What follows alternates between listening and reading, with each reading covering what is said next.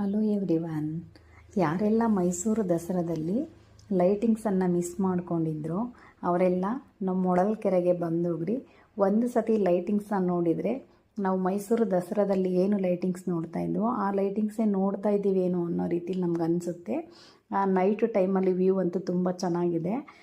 ಇದನ್ನು 853ನೇ ಶ್ರೀ ಗುರು ಸಿದ್ದರಾಮೇಶ್ವರ ಜಯಂತ್ಯೋತ್ಸವದ ಅಂಗವಾಗಿ 14 ಮತ್ತು 15ನೇ ತಾರೀಕು ಇರೋದ್ರಿಂದ ನಮ್ಮ ಹೊಳಲ್ಕೆರೆಯನ್ನು ವಿದ್ಯುತ್ ಅಲಂಕಾರದಿಂದ ಕಂಗೊಳಿಸುವಾಗಿ ಮಾಡಿದ್ದಾರೆ. ನಮಗೆ ಒಂದು ರೌಂಡ್ ಹೋಗಿ ಬಂದಿದ್ದಕ್ಕೇ ಮೈಸೂರಿಗೆ ಹೋಗಿ ಬಂದಿದ್ದೀವೇನೋ ಅನ್ನೋಷ್ಟು ಫೀಲ್ ಆಗ್ತಾಯಿದೆ ಅಲ್ಲಿ ನೋಡಿಬಿಟ್ಟು. ಇದು ಶಿವಮೊಗ್ಗ ಮತ್ತು ದುರ್ಗ ರೋಡಲ್ಲಿ ಮೇನ್ ರೋಡಲ್ಲೇ ಇರೋದು. ಪ್ರೋಗ್ರಾಮ್ಸ್ ನಡೆಯೋಂಥ ಜಾಗ ಮಾಡಿದ್ದಾರೆ. ಅದಕ್ಕೋಸ್ಕರನೇ ಮೇನ್ ರೋಡಿಗೋಷ್ಟಕ್ಕೂ ಲೈಟಿಂಗ್ ಅಲಂಕಾರವನ್ನು ಮಾಡಿದ್ದಾರೆ. ತುಂಬ ಚೆನ್ನಾಗಿ, ತುಂಬ ಖುಷಿ ಅನ್ನಿಸ್ತು ಲೈಟಿಂಗ್ಸ್ ಎಲ್ಲ ನೋಡಿ. ಏಕೆಂದರೆ ಅಷ್ಟು ಚೆನ್ನಾಗಿ ಅಲಂಕಾರ ಮಾಡಿದ್ದಾರೆ ಲೈಟಿಂಗ್ಸ್ಗಳನ್ನು. ಪ್ರತಿಯೊಂದು ಹತ್ರನೂ ಅಷ್ಟೇ ತುಂಬ ಚೆನ್ನಾಗಿ